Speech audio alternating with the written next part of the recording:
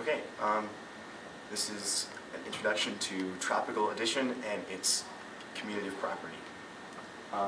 If you remember back from normal algebra, the commutative property is the idea that you can add two numbers together in any order and you still get the same answer.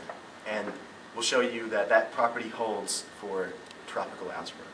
So if you don't remember, in tropical addition, 2 tropically added to 5, the idea of tropical addition is just that the smallest number is the answer. So in this case, when you add 2 to 5, the result is 2.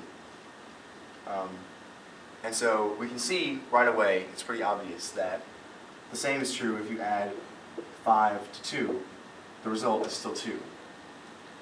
Because all you do in tropical addition is you're finding the minimum of 2 terms, or however many terms you have, x and y.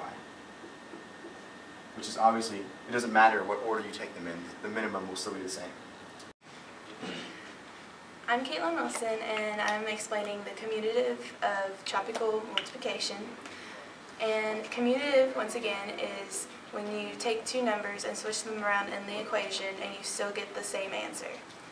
So for commutative multiplication, you would have like 3 tropically multiplied by 6, and the answer would be 9, because it's the same as traditional addition.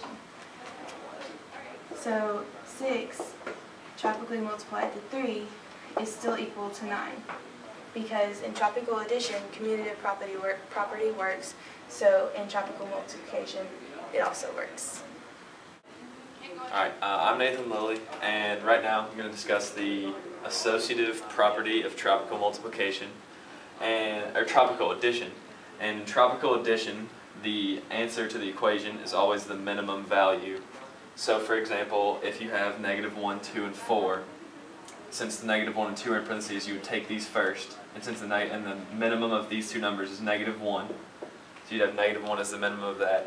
And the minimum of -1 and 4 is still -1. So if you go down to this equation down here, you would have the minimum of 2 tropically added to 4 would be 2.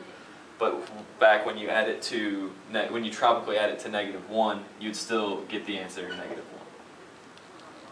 I'm Brandon Jeffries, and I will be proving the associative property works on tropical multiplication. Tropical multiplication is really just saying, like traditional addition, 1 plus 2 plus 3, which of course equals 6. So it doesn't matter what order they in, 1 plus 2 plus 3, it still equals 6.